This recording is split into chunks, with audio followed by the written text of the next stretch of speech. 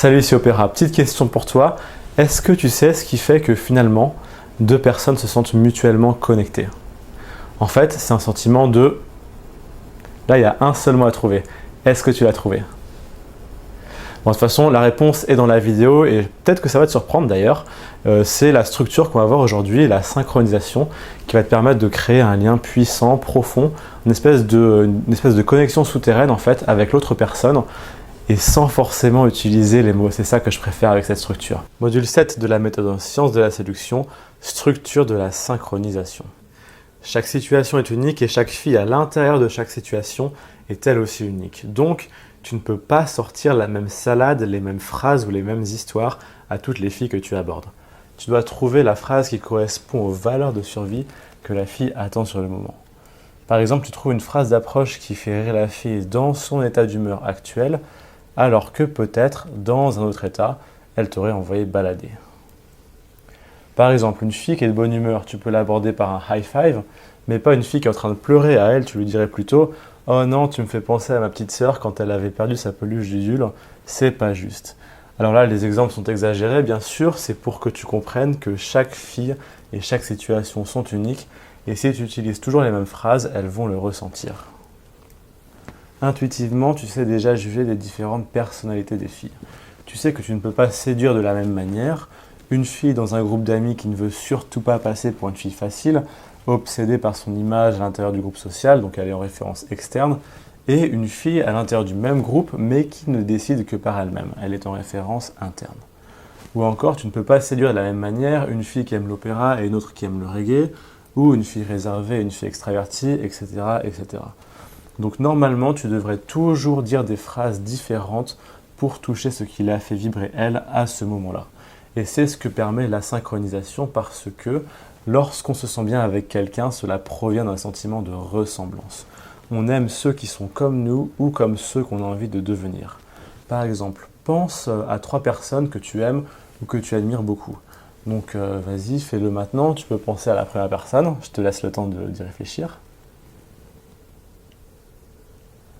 Ok, c'est très bien. Donc maintenant, pense à la seconde personne. Ok, et maintenant, enfin, pense à la troisième personne. Alors, est-ce que ces 3 personnes te ressemblent ou est-ce qu'elles sont différentes? Bien sûr, elles te ressemblent beaucoup, ou alors elles ressemblent à celui que tu as envie de devenir. Maintenant, pense à quelqu'un que tu ne supportes pas. Donc c'est peut-être quelqu'un que tu connais vaguement, quelqu'un de ta famille, ou même une personne que tu ne connais pas, une célébrité ou une star, etc. Donc vas-y, pense à cette personne. Ok, alors est-ce que cette personne est comme toi? Non, elle n'est pas comme toi, pas du tout. Et tu vois que ce vieux truc, les opposés s'attirent, c'est n'importe quoi. Parce qu'en réalité, on aime ceux qui sont comme nous ou comme celui ou celle que l'on a envie de devenir. Comment est-ce qu'on fait d'habitude pour créer une connexion avec quelqu'un? Donc pas forcément dans un contexte de séduction, mais de manière générale. Par exemple, tu es à une soirée chez des amis, donc tu rencontres quelqu'un, qu'est-ce que tu vas lui dire? Tu dis un truc comme Hey, ça va, je crois pas qu'on se connaisse, tu t'appelles comment au fait? Bah, je m'appelle Julien. Ah, enchanté Julien, bah, moi c'est Guillaume. Et Thomas et toi, vous connaissez comment en fait? Donc Thomas, bien sûr, c'est le pote qui organise la soirée. Et la question que tout le monde pose, c'est comment tu connais Thomas? Donc là, bah, le mec te répond ah, bah, je connais Thomas, on est dans le même club, en fait, on fait de l'escalade ensemble. Et toi, tu le connais comment? Ah, cool, ah, vous faites de l'escalade ensemble, ok, bah nous on était à la fac et tout, et bla bla bla bla bla. La conversation est en train de mourir comme souvent, et puis là, tu sors un truc un peu par hasard. Donc blablabla, putain, c'est bizarre, pareil quand même, ça fait bizarre de se retrouver là. J'étais à New York il y a 3 jours, et puis là, le mec, il te fait quoi, tu connais New York? Mais c'est trop bien New York, mais qu'est-ce que tu faisais là-bas? C'était pour des vacances en fait. Je suis allé voir mon meilleur pote qui habite là-bas, et putain, c'est incroyable cette ville, tu connais un peu? Bah ouais, j'étais à Columbia, j'ai étudié là-bas pendant 2 ans. Quoi, tu as vécu 2 ans là-bas? Mais c'était ouf! Mais t'es plus parisien maintenant, t'es à moitié new-yorkais d'ailleurs, tu connais le club Bidule Chose, machin, donc mon pote m'a emmené là-bas, c'était un truc de malade. Quoi, il connaît ça? Mais c'est pas possible, d'habitude personne ne connaît, on faisait toutes nos soirées là-bas, mais j'adore cet endroit. Boum. Est-ce que tu sens l'énergie qui se libère lorsque 2 personnes se découvrent des points communs? La connexion la plus forte qui puisse se créer entre 2 êtres humains, c'est celle de se sentir similaires sur des choses qui ont de l'importance. Le mode de vie, les idéaux, les passions, les valeurs, les croyances, en un mot, le sens profond que l'on donne à la vie. Et l'autre jour, j'étais à Paris dans un pub dansant, donc j'aborde une fille au bar, ça fait 5 minutes, et je commence déjà à lui parler d'inconscient. Bien sûr, j'ai ratifié, je commence à faire, ouais, ça craint, je suis déjà en train de te parler d'inconscient. Bon, je te préviens, c'est encore de la science-fiction pour 99% des gens. Et là, il me répond, mais non, non, t'inquiète, je connais parce que mon frère, il a fait une école d'hypnose en Angleterre. Et d'ailleurs, il m'a hypnotisé pour m'anesthésier une dent. Alors, tu sais, enfin, l'inconscient, c'est bon, je sais ce que c'est. Non, ton frère, il t'a hypnotisé, mais c'est pas possible. Attends, il a fait une école en Angleterre. Attends, ne me dis rien. Ne me dis pas qu'il a été formé par Stephen Brooks. Quoi, tu connais Stephen Brooks? Ben ouais, je connais Stephen Brooks. Bien sûr, tout le monde connaît Stephen Brooks. Boum.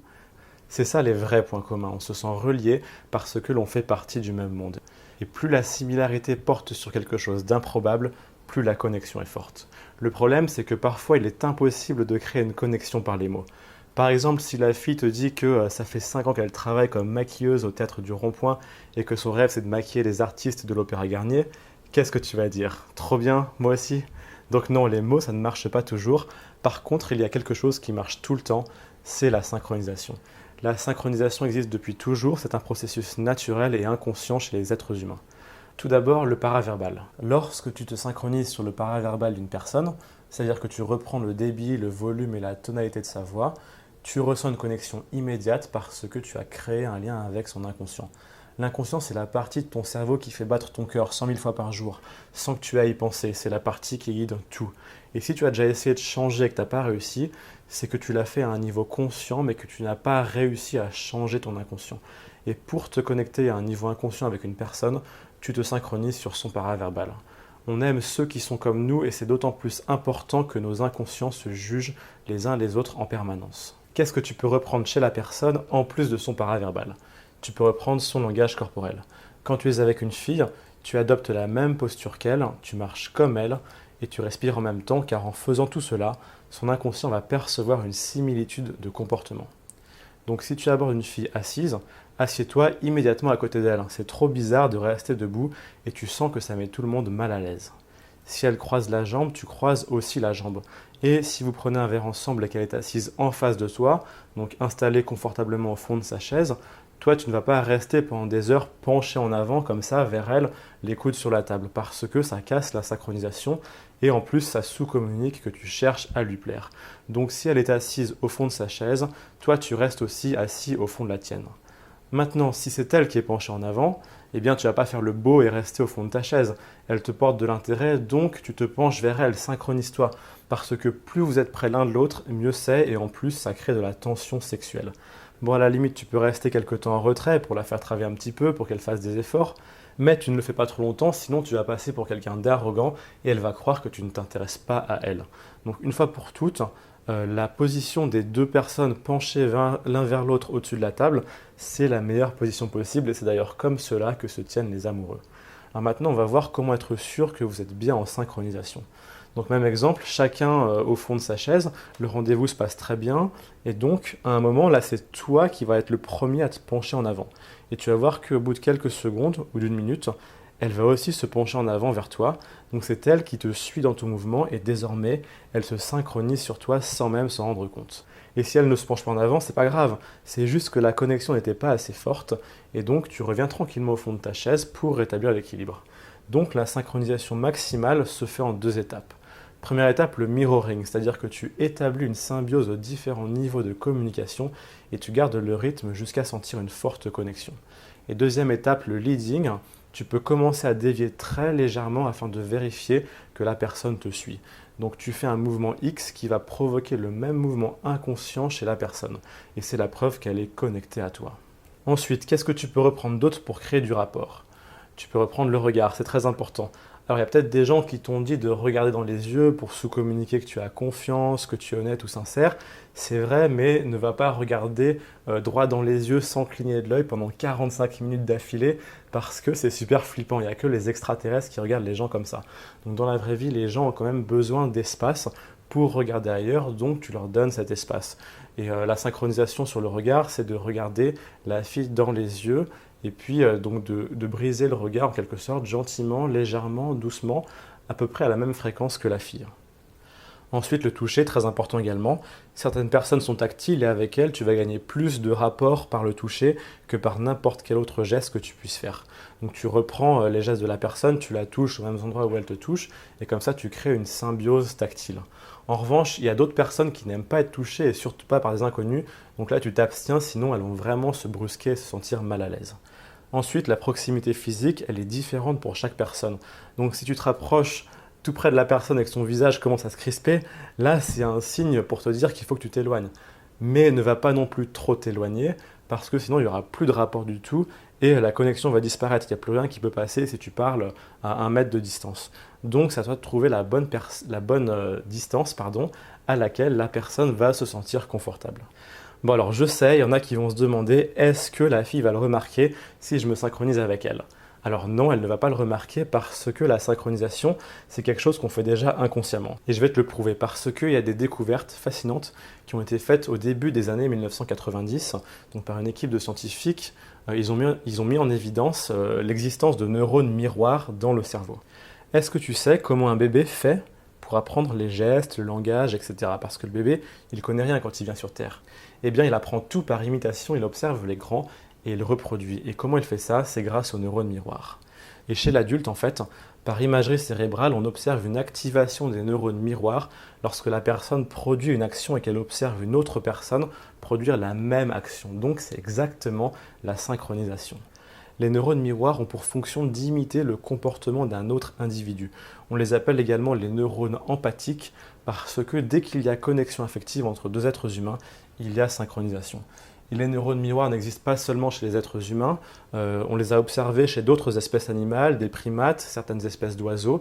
Et chez les oiseaux, les neurones miroirs s'activent lorsque l'oiseau chante avec ses congénères. Donc non, la fille ne va pas le remarquer si tu te synchronises avec elle, sauf si évidemment tu le fais de manière grossière, mais là, je ne peux plus rien faire pour toi. Pour entrer en synchronisation, tu dois avoir l'intention sincère de te lier à l'autre personne. Laisse cette intention bienveillante te guider, sois naturellement curieux et ouvert à la fille que tu rencontres, et si tu fais ce que l'on t'a expliqué dans cette vidéo, l'inconscient de la fille ne va pas tarder à percevoir une similitude de comportement, un rythme parallèle, une même vibration, jusqu'à ressentir cette sensation de confiance et de bien-être que l'on éprouve avec quelqu'un qui nous est familier. La synchronisation est un lien souterrain, une danse silencieuse entre deux inconscients. Dernière chose enfin, ne te synchronise pas sur les comportements de la fille qui communique de l'anti-valeur de survie. Si elle parle avec une voix aiguë ou saccadée ou qu'elle est triste, tu ne vas pas reprendre ces éléments, tu en tiens seulement compte pour calibrer ce qui est acceptable pour elle.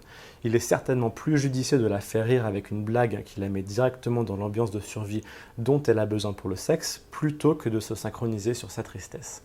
Donc pour résumer sur la synchronisation, synchronise-toi de manière non verbale, donc on l'a vu, tu marches en même temps que la fille, tu reprends le rythme de sa respiration, tu adoptes les mêmes positions et les mêmes gestes, tu la touches si elle est tactile, tu la regardes comme elle te regarde, tu trouves la distance corporelle qui lui correspond, ni trop près ni trop loin, et les expressions faciales, on n'en a pas parlé, mais c'est si la fille est très expressive, tu sais, quand elle parle, elle sourit, elle fait des mimiques, des petites grimaces et tout, toi aussi, il faut que ton visage soit animé, parce que s'il est juste triste ou morne, ça va pas le faire.